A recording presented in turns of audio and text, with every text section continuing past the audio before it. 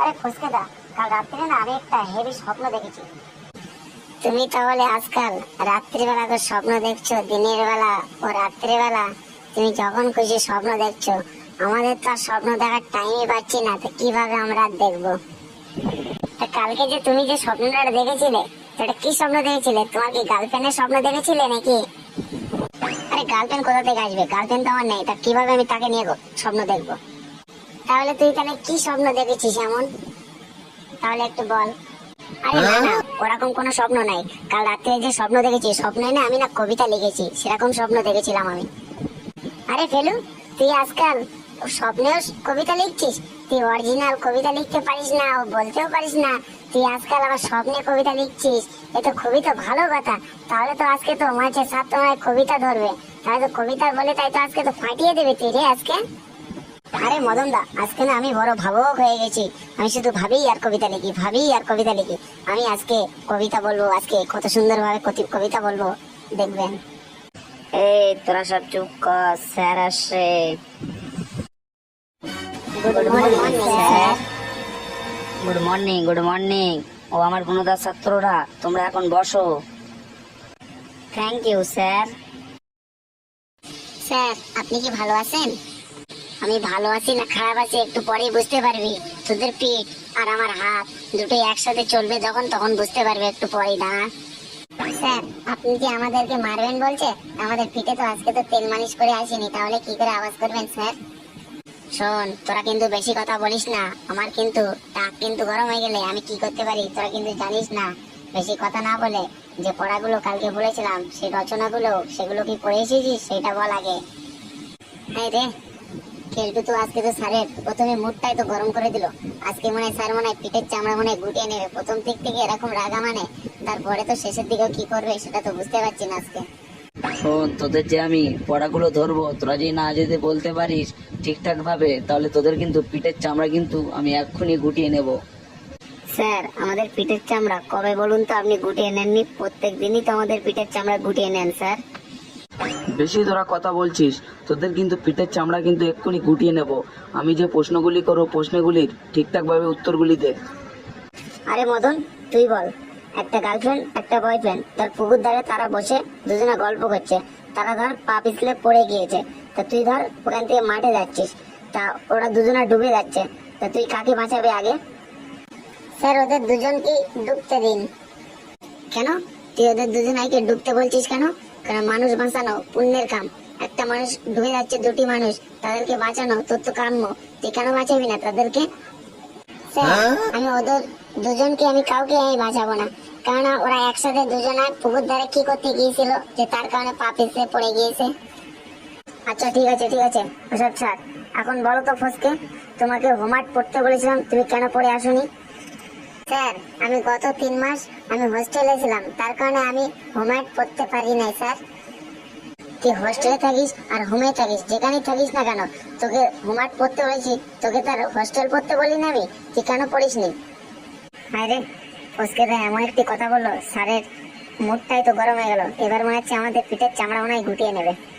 আরে কেলটু, তুই মনে হচ্ছে কিছু বিড়বিড় করে কিছু যেন বলছিস, একটু জোরে বলতো, আমি তো শুনতে পাচ্ছি না। একটু জোরে বল, তুই কি বিড়বিড় করে বলছিস? স্যার না না, আমি তেমন কিছু বলছি না স্যার। আচ্ছা কেলটু, তুই বলতো শিক্ষকের স্থান কোথায়? স্যার আমার পিছনে স্যার। হারামজাদা কোথাকার, তুই কোনো কিছু শিখিস না? শিক্ষকদের সম্মান করতে হয় সেটাও কি তুই জানিস না? তোর কি এই শিক্ষা দিয়েছে তোর বাপ মা?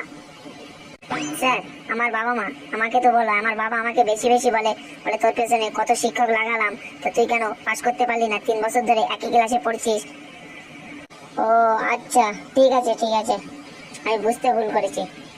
আরে মদন, তুই স্কুলের মধ্যে ঘুমাচ্ছিস কেন? ওঠ আগে ওঠ, বেটা বেয়াদব।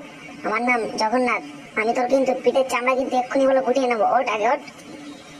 আরে মদন দা ওঠো ওঠো, স্যার কিন্তু রেগে গেলে বলে এক্ষুনি খেলা ফতে করে দেবে। মদন দা ওঠো ওঠো। স্যার আমার কালকে পাতলা পায়খানা হয়েছিল, তো তার কারণে চোখ দিয়ে একটু জল পড়ছিল, শরীর দিয়ে জল পড়ছিল, পেট দিয়ে জল পড়ছিল, তার কারণে স্যার কালকে রাতে ঘুমাইনি, তো তার কারণে একটু ঘুমাচ্ছিলাম স্যার। তোর যেকালে শরীরে যেকালে অসুস্থ, তুই কেন স্কুলে আসলি আজকে? স্যার আমি স্কুলে আসতে চাইছিলাম না, আমার বাড়িতে আমার বাবা মা দুজনে জোর করে পাঠিয়ে দিয়েছে স্যার।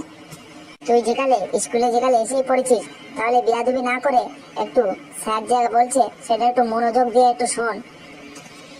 ঠিক আছে স্যার। তোরা আজকে আমাকে একটি কথা দিবি, তোরা কোনোদিন আর সিগারেট খাবি না। ঠিক আছে স্যার, আমরা খাবো না।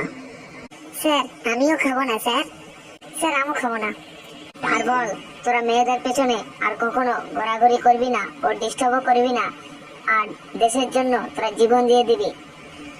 স্যার অবশ্যই দেবো, অবশ্যই দেবো। এরকম জীবনটাকে কি হবে, মেয়েদের সাথে গল্প করতে পারবো না, মেয়েদের সাথে কথা বলতে পারবো না, মেয়েদের সাথে প্রেম করতে পারবো না, সিগারেট খেতে পারবো না, বিয়ে করতে পারবো না, তাহলে এরকম জীবনটাকে কি হবে স্যার? এরকম জীবন রাখার চাইতে জীবন দিয়ে দেওয়াই ভালো স্যার। তুই কিন্তু বেশি বড্ড কথা বলছিস, তোর পিঠের চামড়া কিন্তু এক্ষুনি গুটিয়ে নেব। আরে মদন, এবার তুই বলতো, ভাতের অভাব এক কথায় এটাকে কি বলা হবে? স্যার আমি বলতে পারবো না স্যার, আমি বলতে পারবো না। আপনি আমার পিঠের চামড়া গুটিয়ে নিন, যাই করুন কেন না কেন স্যার, তাহলেও আমি বলতে পারবো না স্যার। তাই মদন, তুই তাহলে বলতে পারবি না? তো এতগুলো স্টুডেন্টের মধ্যে কেউ বলতে পারবে না? কে বলবে বলো? স্যার আমিও বলতে পারবো না স্যার। আমিও পারবো না স্যার। আমিও বলতে পারবো না স্যার। তোরা তাহলে সকালে কেউ বলতে পারবি না? যত সব অকর্মার ঢেকি, সব স্কুলে আসে, স্কুলে এসে কোনো পড়াশোনার কোনো নাম নেই, শুধু এসে হট্টগোল করবে, সব অকর্মার যত ঢেকি। ঠিক আছে, আমি পরে প্রশ্ন করবো, পরে প্রশ্নটা ঠিকঠাক ভাবে একটু উত্তর দেওয়ার চেষ্টা করিস। আরে কোচকে তুই বলতো, সবচেয়ে হাসি খুশি প্রাণী কোনটি? স্যার সবচেয়ে হাসি খুশি প্রাণী হলো হাতি স্যার। হ্যাঁ, কি করে হাতি হলো, আমাকে একটু বুঝিয়ে বলতো। স্যার হাতি সবসময় হাসি খুশিতে থাকে, তার কারণে সে গালের মধ্যে দাঁত থাকে না, দাঁতগুলি সবসময় বার হয়ে থাকে, সে সবসময় হাসি খুশিতে থাকে বলে তাই। স্যার আপনি তো আমাদেরকে প্রত্যেকদিন প্রশ্ন করেন, আপনাকে আমি একটি প্রশ্ন করতে পারি স্যার? হ্যাঁ হ্যাঁ, প্রশ্ন কেন করতে পারবি না, নিশ্চয়ই করতে পারবে। ঠিক আছে, কি প্রশ্ন কর আমাকে। স্যার একটি পার্কে তিনটি মেয়ে বসে, তারা তিনজনে আইসক্রিম খাচ্ছিল। একটি মেয়ে চেটে খাচ্ছিল, একটি মেয়ে কামড়ে খাচ্ছিল, আর একটি মেয়ে চুষে খাচ্ছিল। এই তিনজনের মধ্যে কোন মেয়েটি বিবাহিত স্যার একটু বলুন।